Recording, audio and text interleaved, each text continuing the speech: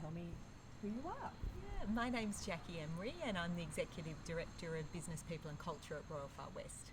Okay, good long-standing title. It is. So, Jacqui, obviously Royal Far West is something that all Australians should know about, but it has been an institution in Manly for 95 years.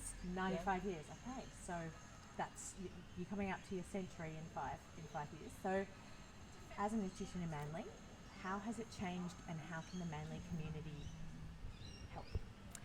Well, yeah, look, it's a fantastic history. So 95 years ago, we had our founder, who became our founder, Stanley Drummond, travel down from Cobar to recuperate on the beach, Manly Beach, from a procedure he was having, as a lot of people did back in those days. So this is 1924. And, he had a great idea on the beach. He said to his wife, why don't we bring kids from Cobar, where he was from, down here and give them respite from the bush and the harsh outback conditions. So the following year they did their first camp down here at Manly, and there were lots of kids that came down from Cobar, and a surgeon happened to be walking along Manly Beach and saw these kids and thought, oh, what are they doing here? They kind of tended to stand out, and he went up there and he noticed that a lot of them had congenital deformities and issues, and the two got talking, and they said, well, look, if you keep bringing these kids down, you look after their souls, Padre, and I'll look after their bodies. And it was all honorary back there, so kids would come down and start receiving health treatment. We're not that very different today. So kids are still coming from the bush to receive health care. However, now it's less about physical health care and more about behavioural and developmental care. So we look after children generally from 0 to 12 with a whole range of conditions, from autism spectrum disorder to ADHD, often a range of behavioural issues, but also speech and language disorders, and mental health, depression, anxiety, even in kids as young as 4. As young as 4.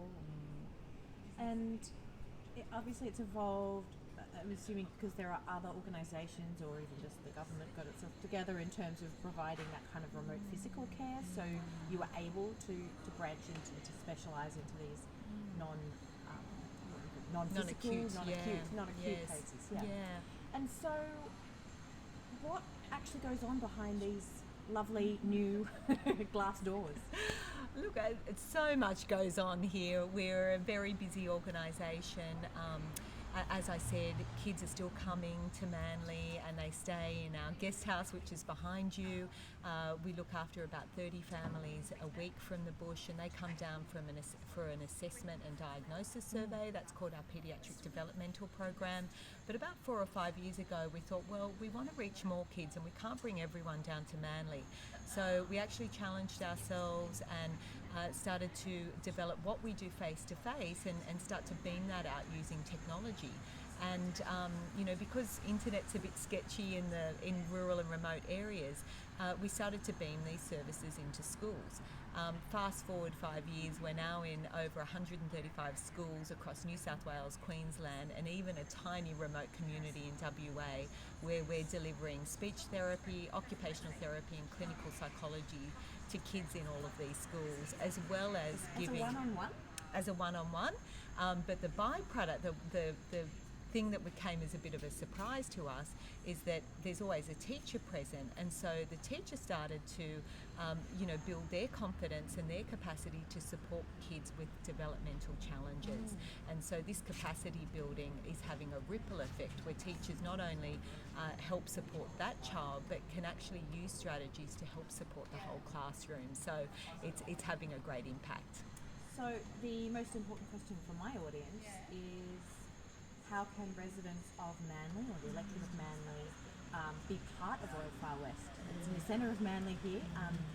We were chatting earlier, you said that Manly residents, were always an integral part, the donors, the volunteers. That's changed? Yeah, look, it has changed, and I think people are busy, they're out working. We love volunteers, anyone that can come along and help us in a range of different ways, and increasingly we need skilled volunteers.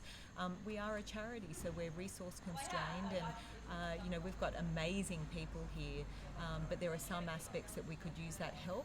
But in addition to that, the big thing is, as we try and reach more kids, and we've grown our numbers tenfold in the last 5 years in the number of kids that we support. So about 8 years ago we had one program and looked after 700 kids.